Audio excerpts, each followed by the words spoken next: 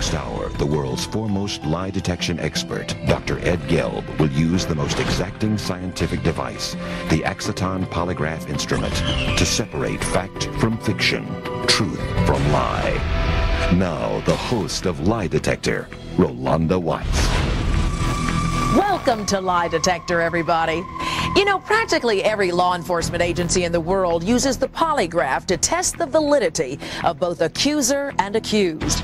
Well, today we present the stories of three people. All have come here to clear their names, reveal the truth, and face the lie detector. Remain still, the test is about to begin. First story up, Rob Smitty, the first person to ever become a living organ donor through an ad on the internet. I just wanted to do something good.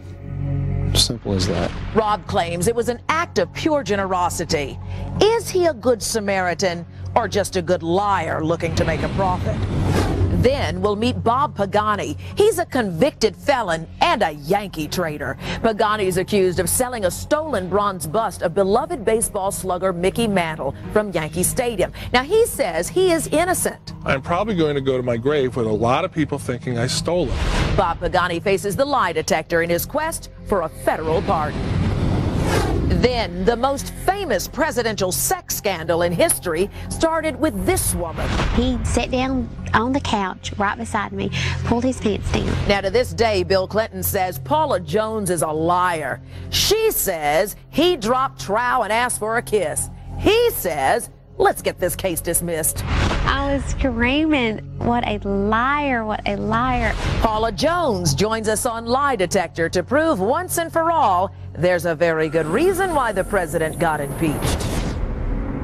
How many of us ever get a chance to save a life or to do something that nobody else has ever done before?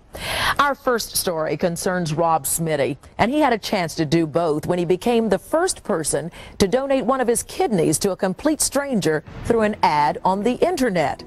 Now, of course, the moral and ethical questions that came up over his generosity completely divided the medical community, rocked the organ donor system, and led many people to question Rob's claim that he's simply an extraordinarily good Samaritan. The idea of donating a kidney, Smitty says, came after spending time on the internet and discovering an organ donor website. It was a place where people in need could post their stories, all in hopes of finding someone sympathetic to their cause and perhaps make a life-saving match. To his thinking, becoming an organ donor would allow Smitty to gain the respect of his young son and prove that a life of mistakes can be made good again. He says it also would be a way for him to reach out and help someone less fortunate. The site, matchingdonors.com, seemed to address the problem of saving lives more directly and much more quickly than the better-known National Donor List. Smitty soon found Bob Hickey from Edwards, Colorado, a man whose kidney was failing and he didn't have much longer to live. The two made contact and eventually agreed to proceed with the surgery, a surgery that would save Bob's life and put the pair into the history books. I am absolutely stunned at the worldwide reaction that we've received. Once the national media picked up Smitty's story, they immediately smelled something rotten.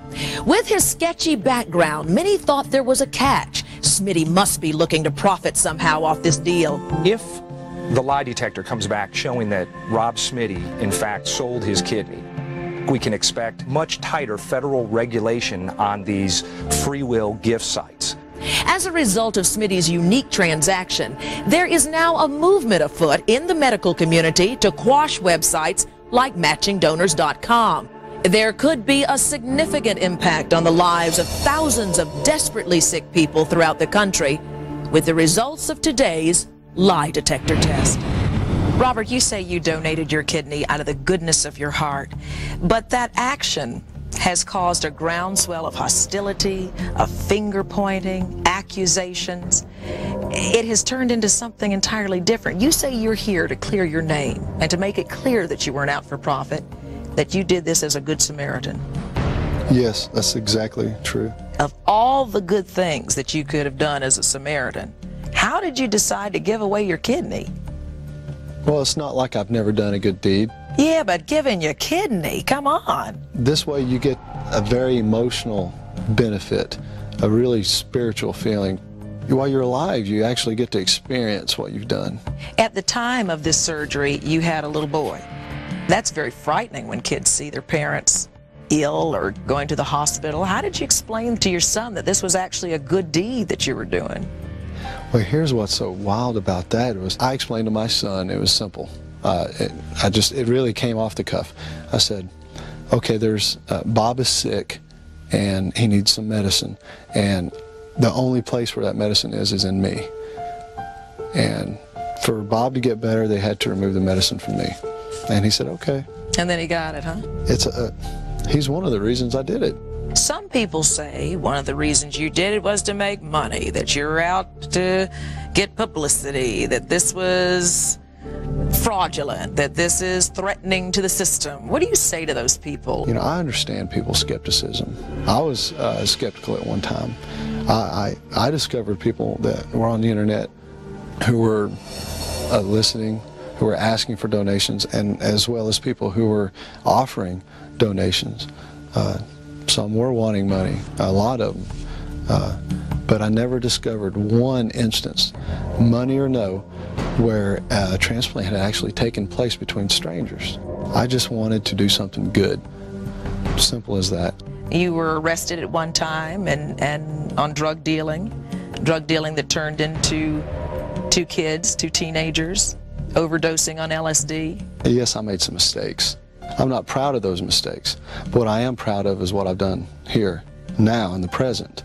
Robert, what are the implications if you fail this lie detector test? It would be devastating.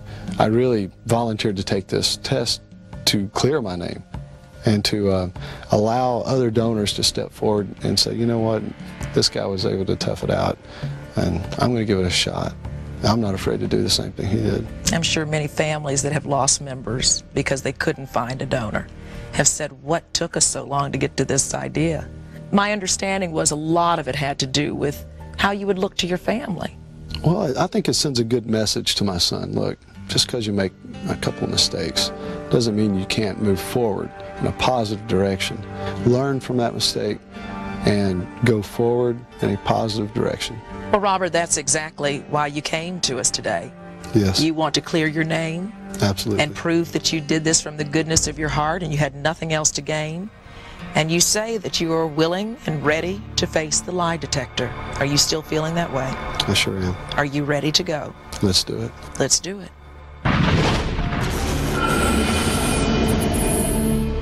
Robert, be advised that any attempt at countermeasures will invalidate this test. Remain still, the test is about to begin. Are you now sitting down? Yes.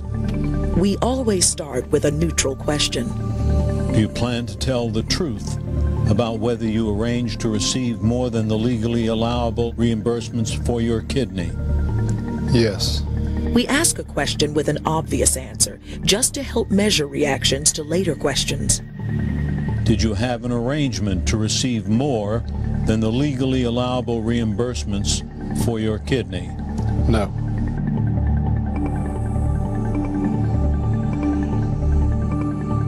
Before 2003, did you ever try to appear truthful when you knew you were lying? No.